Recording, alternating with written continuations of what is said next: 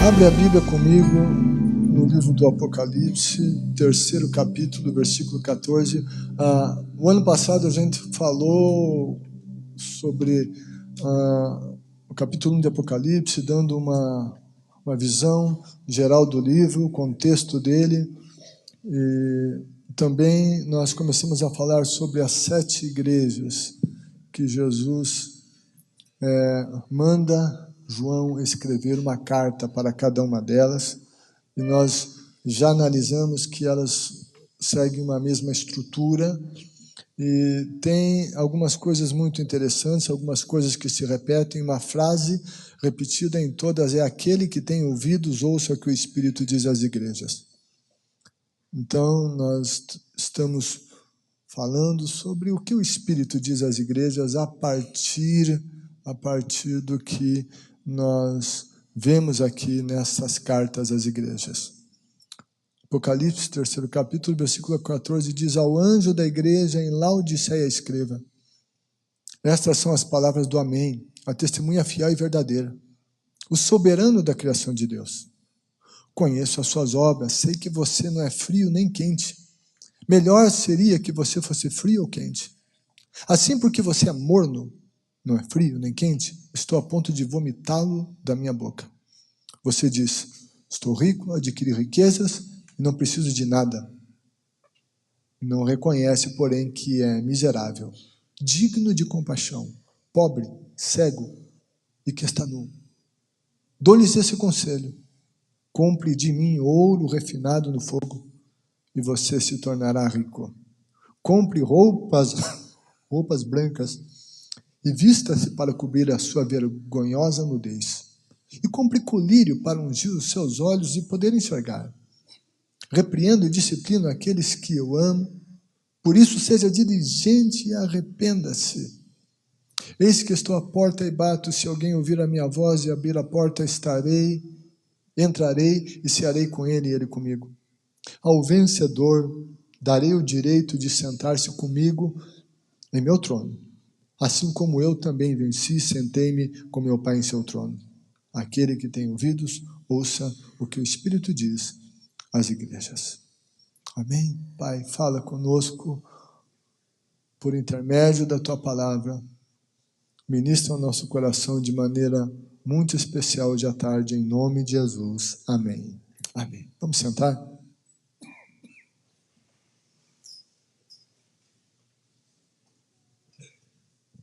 Gente, Laodiceia é a 7ª igreja do Apocalipse. Já no começo, na introdução à carta, diz: estas são as palavras do Amém, do assim seja. Então, essa igreja derradeira, como vimos, tem cartas específicas para cada igreja, mas essas mesmas cartas foram lidas por todas as igrejas para que aprendessem umas com as outras, e em cada uma havia coisas mais acentuadas. É muito interessante pensar também na didática de Jesus. Ele, nas cartas, sempre no início exaltava o que havia de positivo e de bom, e depois ele pontuava aquilo que era negativo. Isso é uma estratégia didática muito importante, e um momento que marcou a minha vida, nesse tipo de estratégia, com uma professora que eu acho que não tinha a menor ideia da estratégia de Jesus. Foi quando estava lá nos Estados Unidos e fazia alguns textos, e ela chamava os alunos. E eu lembro quando ela me chamou. Ela falou: Silas, olha, isso é muito bom, olha, isso está certo, olha que legal. E daí ela me animava, né? E daí ela dizia: mas você tem que melhorar nisso. Ela não deixava de pontuar o que estava errado, você não ia aprender. Esse equilíbrio entre valorizar o certo e de pontuar o que está errado para que seja corrigido e para que se melhore. É um exemplo do que os pais devem fazer com os filhos. Infelizmente, há pais que só pontuam o que está errado. Outros só querem pontuar o que está certo e não pontuam o que está errado. Isso tudo é ruim, é preciso esse equilíbrio que Jesus tomou. Nas outras igrejas, as coisas positivas, exaltadas por Jesus, mas quando chega em Laodiceia, sabe, não tem nenhum elogio aqui. A coisa está muito difícil. E aqui é uma chamada de atenção muito forte, muito incisiva, à igreja de Laodiceia. Mas quando Jesus faz isso, não é porque ele está com raiva. O chamado de atenção dele não é raivoso. Ele coloca todas essas questões difíceis, ele confronta essa igreja, mas ele tem amor, ele diz, eu repreendo e disciplino aqueles que eu amo. Estou dizendo isso porque eu amo vocês. Não é porque eu estou com raiva, ódio de vocês, eu não quero mais ver vocês na minha frente, não. É porque eu amo, é porque eu quero que vocês mudem de vida, que vocês melhorem, que vocês tenham um outro comportamento. Por isso, seja diligente e arrependa-se. A intenção de Jesus na chamada de atenção é levar a igreja a arrependimento. E essa igreja na cidade de Laodiceia, para a gente entender o texto, é importante que a gente conheça também esse contexto geográfico, econômico daquela cidade. Essa era a cidade mais rica entre as 7 que receberam as cartas. Tinha um centro bancário, circulava muito dinheiro e muito ouro. Eles produziam uma lã preta e brilhante. E isso os fazia se destacar como uma indústria têxtil. Eles também tinham a produção de um unguento que era usado para curar os problemas nos olhos. Na época, não tinha asfalto, não tinha calçamento, as viagens não eram de carro com vidro, ar-condicionado, não era a pé ou no lombo de um animal, a poeira levantava e vinha nos olhos das pessoas, e as enfermidades nos olhos eram muito comuns. E lá em Laodiceia, eles faziam um unguento. Muitos médicos residiam lá. Muitos médicos estavam lá. Lá era a capital dos oftalmos, Laodiceia. E essa era a realidade dela. E só que com tanta coisa, riqueza, roupa bonita, a fama, aquilo inflou o ego, o orgulho deles, e eles se deixaram tomar por um sentimento de arrogância e autossuficiência. Aquele sentimento que permeava a cidade invadiu a igreja. A igreja estava absorvendo o pecado e não sendo luz e denunciando o pecado e alertando as pessoas. Não, ela recebeu, ela se adaptou, ela incorporou esse sentimento pecaminoso de arrogância dentro dela, de autossuficiência. E a partir de então, o Senhor Jesus vê isso e com amor ele repreende essa igreja. E a desafia a tomar algumas ações muito práticas para que eles mudassem o rumo que estavam seguindo. E vamos ver algumas coisas aqui muito significativas. Isso aconteceu lá. Isso pode estar acontecendo aqui. Essas 7 igrejas são exemplos de igrejas que existiram em todos os momentos. Alguém faz algumas análises e coloca as 7 igrejas dentro de determinadas eras e épocas, e faz lá uma divisão de anos, até pode ser, mas isso pode complicar um pouco. Mas, enfim, essa mensagem está na Bíblia, não era só para eles, é para que nós analisemos e reflitamos sobre essas verdades hoje. Versículo 15 e 16, Jesus diz: você não é frio nem quente. Melhor seria que você fosse frio ou quente. Assim, porque você é morno, estou a ponto de vomitá-lo da minha boca. Aqui Jesus novamente altamente didático, e ele sempre fez isso.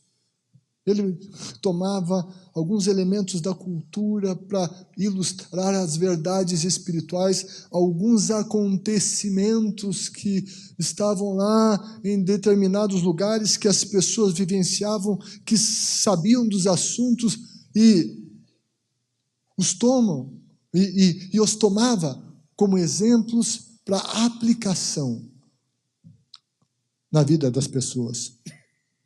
O que acontecia com Laodiceia? Laodiceia, ela sempre teve dificuldades com água. Ela estava localizada num vale com rochas vulcânicas, mas tinha uma cidade vizinha que era Hierápolis. Laodiceia no vale, Hierápolis mais ao alto. E na cidade de Hierápolis haviam fontes de águas quentes, as termais que a gente conhece hoje. E então, eles olharam isso, olha, vamos fazer um aqueduto de Hierápolis até Laodiceia. A água está quente lá, mas nessa viagem da água até Laodiceia, quando chegar lá, ela vai estar fria. E daí, com isso, isso tudo nos ajuda nesse problema de água que temos aqui em Laodiceia. E assim o fizeram, construíram esse aqueduto vindo de Hierápolis. Só que quando a água chegou em Laodiceia, não estava fria, estava morna. Quando um viajante chegava e via água correndo, ele ia para beber aquela água, esperando ser uma água fria, ele a bebia, e ela era morna, isso lhe causava náuseas. E Jesus, então, toma essa figura e aplica para aquela realidade espiritual de Laodiceia. A quente era boa e servia para o tratamento de doenças, assim como é hoje. As estações de águas quentes. A quente tinha uma utilidade, a fria tinha utilidade, matar a sede. Vale lembrar que nesse texto o frio não é negativo, ok? Frio aqui é positivo, quente e o frio, porque uma curava, outra saciava a sede. Mas Jesus está dizendo que aquela igreja era como água morna. Eles não tinham utilidade, não estavam sendo úteis de maneira alguma. Isso fala, essa mornidão fala de indiferença, de indefinição, não é quente nem frio. Mornidão fala de falta de posicionamento. Não está nem lá nem cá, está no meio. É isso que Jesus estava alertando, repreendendo aquela igreja, a respeito daquele tipo de comportamento que eles tinham. Eles não estavam sendo nem sal, nem luz. Eles não faziam diferença.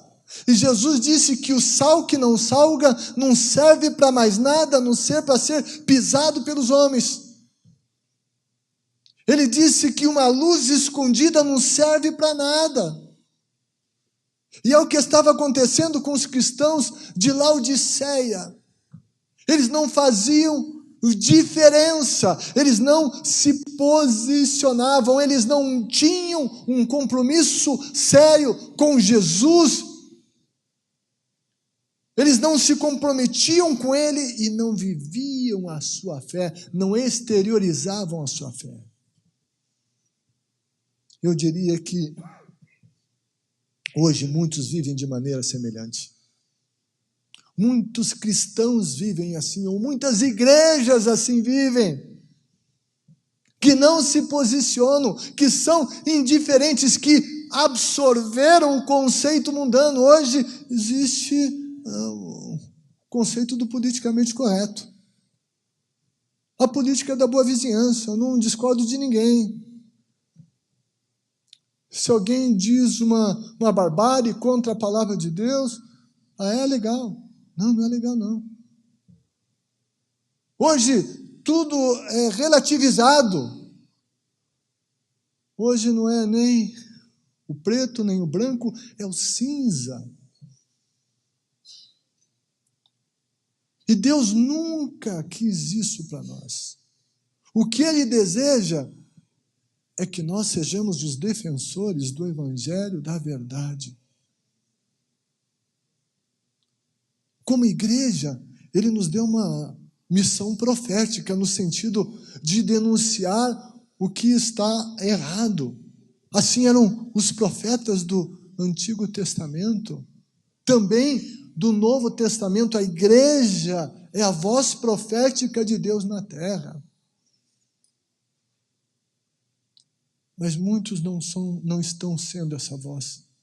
E quando eu digo em denunciar, em se posicionar, eu não estou dizendo que nós temos que atacar as pessoas. Nós temos que atacar pecado.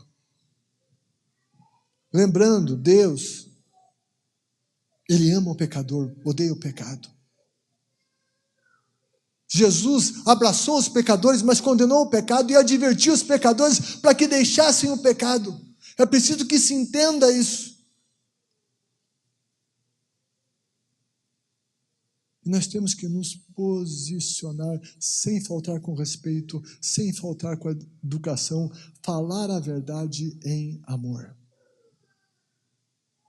Dentro de um discernimento espiritual, dentro do espaço que Deus tem nos dado nos determinados momentos, não nos omitirmos no nosso falar e na nossa maneira de viver sobre tudo isso. Não negar quem somos, o que acreditamos.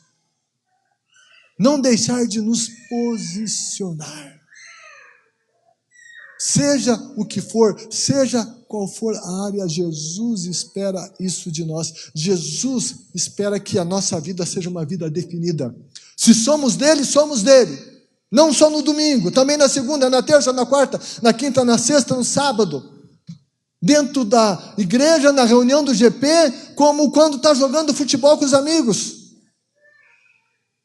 A gente tem que ser quem a gente é, o cristão que a gente é. A nossa defesa da fé dentro da igreja precisa também acontecer nos outros meios. A coragem tem que ser exercida não só aqui dentro, sobretudo lá fora. Alguém usou certa vez a expressão que nós temos que ser sal fora do saleiro. O que é o desafio maior? Então Jesus alerta. Ele continua alertando. Ele disse, você diz, estou rico, adquire riquezas, não preciso de nada.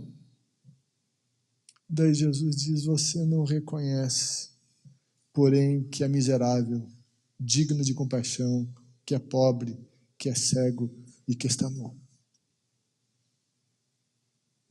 Jesus estava dizendo que aquela igreja estava iludida. Eles estavam enganados a respeito de si mesmos. Aqueles cristãos estavam iludidos com os recursos humanos que possuíam.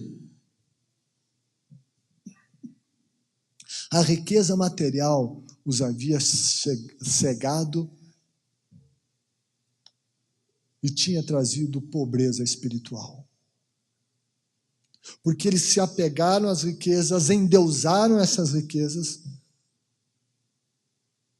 não souberam como lidar com isso, lhes veio a pobreza espiritual. E em contraste com a riqueza material, Jesus lhes diz que eles eram pobres. Você é pobre, você acha que você é rico, você é pobre, porque você não tem o que mais vale na vida, você não tem o bem mais duradouro.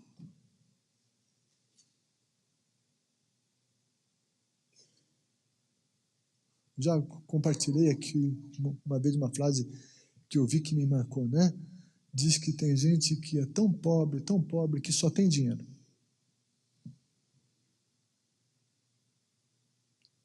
E essa gente aqui era tão pobre, que só tinha dinheiro. Jesus denuncia o pecado desta igreja. Na abundância das roupas que eles tinham à disposição, Jesus lhes comunica que eles estavam nus.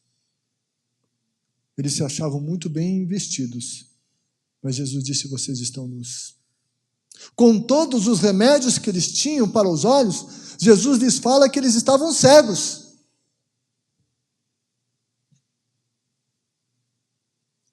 Então, o Senhor os aconselha que comprem ouro dele. Ouro, na Bíblia, fala do que é divino. Comprem dele, busquem o que é de fato divino, o que é de fato riqueza. Ele os aconselha a adquirir roupas não escuras, mas as brancas. Isso fala de vida de santidade. Ele os alerta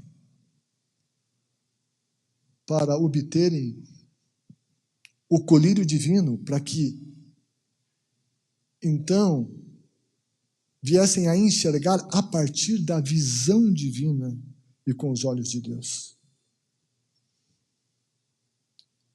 Isso acontecia lá, isso acontece nos dias de hoje. Isso, de repente, pode acontecer comigo e com você.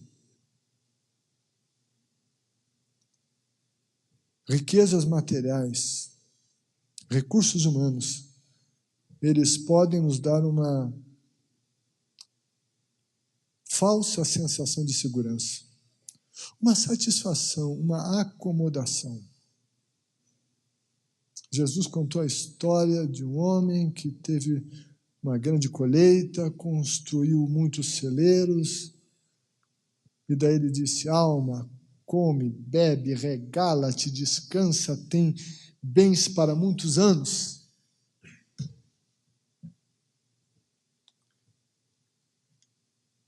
E daí Jesus coloca um adjetivo sobre aquele homem, e ele disse: louco. Esta noite pedirão a tua alma. E o que você tem para quem será? Jesus está ensinando que a pessoa que está apegada às riquezas, que confia nelas e descansa nelas, essa pessoa está louca. Jesus disse que onde estiver o nosso tesouro, ali estará o nosso coração. Se bens materiais, se dinheiro, se isso é tesouro para nós, é lá que vai estar o nosso coração e não em Deus. Jesus, na parábola do semeador, ele vai dizer que vai chamar as riquezas de engano. Ele falou dos solos, dos lugares onde caíram as sementes, a semente é a palavra de Deus.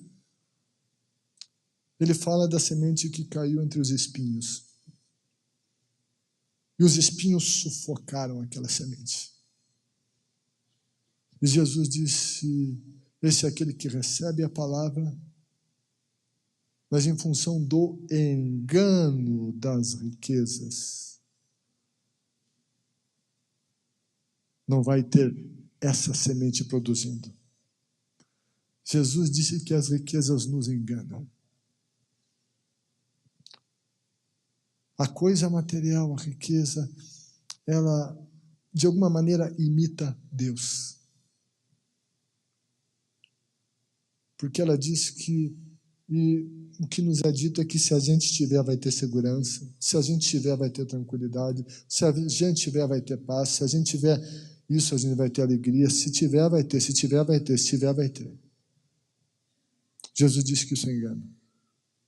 Jesus não é contra o possuirmos coisas, mas ele é contra colocarmos a confiança nessas coisas. E que essas coisas venham antes do que ele e de outras coisas em nossa vida. Jesus é contra colocar os bens materiais em lugar alto na nossa escala de prioridade. E ele adverte a respeito disso, acerca disso. Jesus disse: você diz que é rico, você está pobre.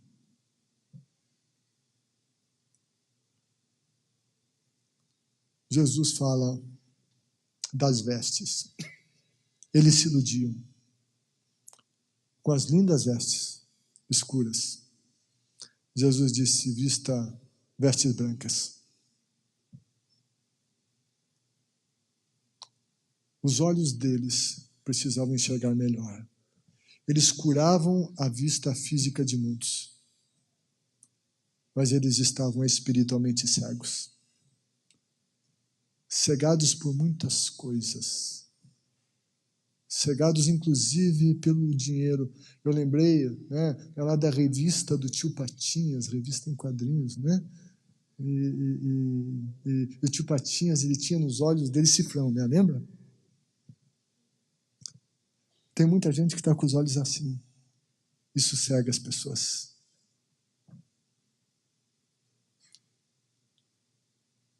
Aqueles que não enxergam as situações a partir da perspectiva divina, com os olhos da palavra de Deus, que estão olhando para as coisas a partir da opinião das celebridades ou dos filósofos, ou dos famosos, ou da universidade, ou dos intelectuais, que impressionam, que de uma forma muito estratégica empurram a sua opinião e muitos engolem aquilo e se orgulham daquilo que acham que é verdade e que é uma grande mentira. Jesus disse que tem que ter olhos. Colírio para ungir os nossos olhos. Aquisição de ouro, verdadeira riqueza, aquisição das coisas de Deus. Sermos ricos para com Deus. Para Esmirna, Apocalipse 2, versículo 9, Jesus disse: você é pobre, mas você é rico. Eles não tinham os bens materiais, mas tinham o maior bem. Advertências. Aqueles que dizem que vivemos a era de Laodiceia, onde essas coisas têm imperado na maioria dos lugares. Eu não vou dizer que é ou que não é, mas eu vou dizer que a gente tem que tomar cuidado. E daí então Jesus diz: eu repreendo e disciplino aqueles que eu amo. Por isso seja diligente e arrependa-se. Repreendo e disciplino aqueles que amam. Ele está dizendo que ama. Por isso arrependa-se. Eis que estou à porta e bato. Se alguém ouvir a minha voz e abrir a porta, entrarei e cearei com ele e ele comigo. Talvez esse seja o versículo mais conhecido desta passagem. No segundo, talvez seja do frio, do quente, do morno. Mas esse é o mais conhecido. E nós o usamos no momento muitas vezes, de convidar as pessoas para que elas abram a vida, o coração e recebam Jesus na vida delas como Salvador e Senhor, que Jesus está batendo a porta do coração delas. Isso é uma verdade. O Espírito Santo sempre está convidando. Quando a palavra é anunciada, é Jesus batendo a porta dos corações. Mas, a priori, num contexto mais imediato, aqui a fala é a respeito de uma igreja. Jesus está dizendo que ele estava do lado de fora dessa igreja. É muito interessante, uma igreja que falava de Jesus, que dizia cultuar Jesus, que cantava para Jesus, que falava das coisas de Jesus, mas Jesus estava lá do outro lado, fora da igreja.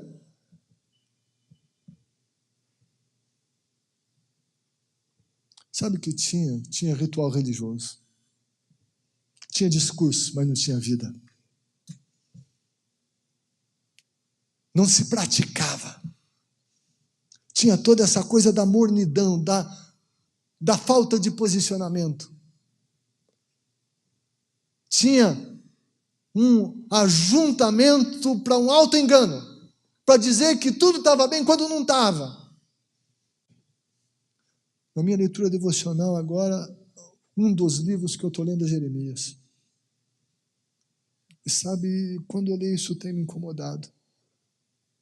O povo de Judá estava lá no templo, estava lá cumprindo com os rituais.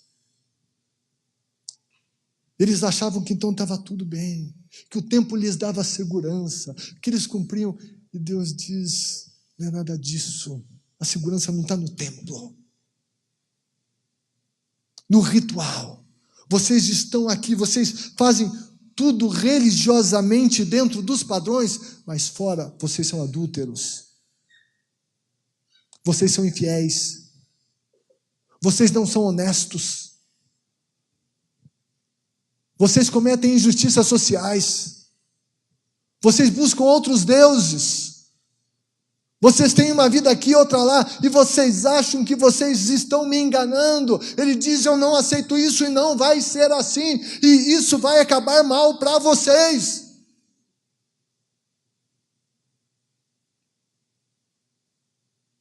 Muitas vezes, tudo isso existe.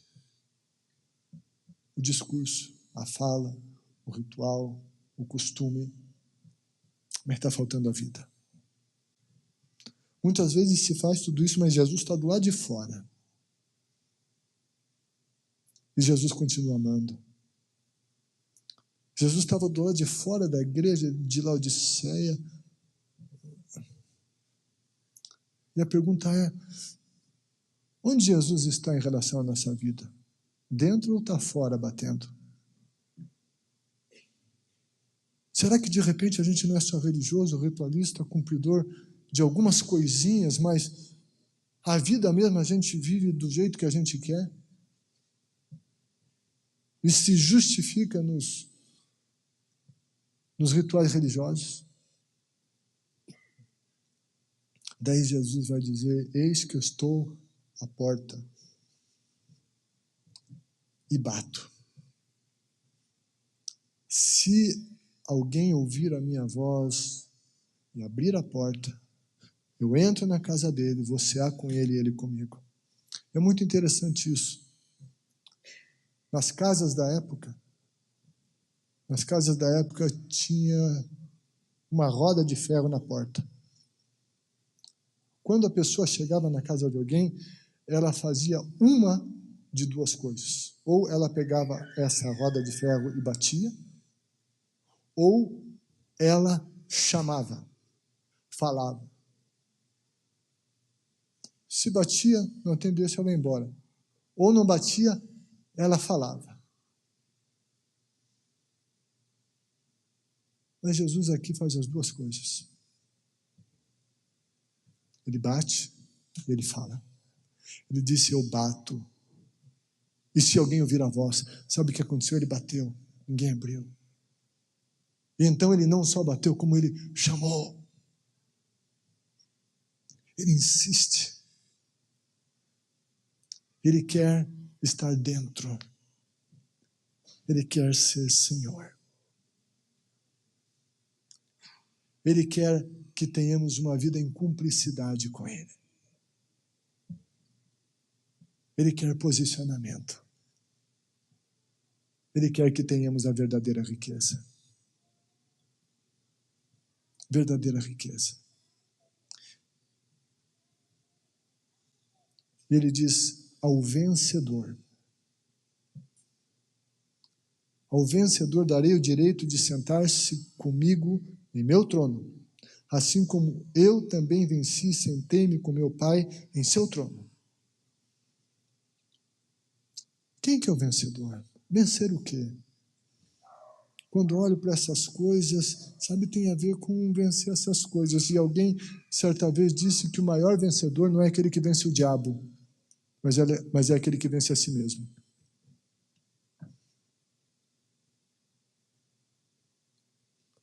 Talvez essas coisas estão nos tomando. O engano das riquezas. Estamos tentando cobrir o que é vergonhoso. Não nos arrependemos e não nos vestimos com as vestes da santidade. Talvez o nosso olhar não esteja de acordo com a palavra de Deus. Talvez a gente não está buscando adquirir o ouro divino, a riqueza divina. Talvez Jesus está batendo, está falando. E a gente está fechando os ouvidos. E faz de conta que está tudo bem. Para a gente vencer, a gente precisa reconhecer essas coisas. Confrontá-las. Precisamos nos arrepender dessas coisas. E mudar de vida. Com a graça de Jesus e no poder do Espírito Santo. E então, nós venceremos. E a recompensa maior, Jesus está apontando, não aqui, mas lá, na eternidade. Ao vencedor daria o direito de sentar-se comigo em meu trono, assim como eu também venci e sentei-me com meu Pai em seu trono. Sabe o lugar onde eu quero chegar? Mais do que tudo, é nesse lugar. Se a gente não chegar lá, não chegaremos a nenhum outro lugar que seja bom. Que esse seja o nosso alvo. Que esse seja o nosso objetivo. Não sejamos mornos, não vivamos iludidos e respondamos de maneira positiva e ativa a esse amor que Jesus tem por nós, mesmo esse amor revelado nessa repreensão. Amém?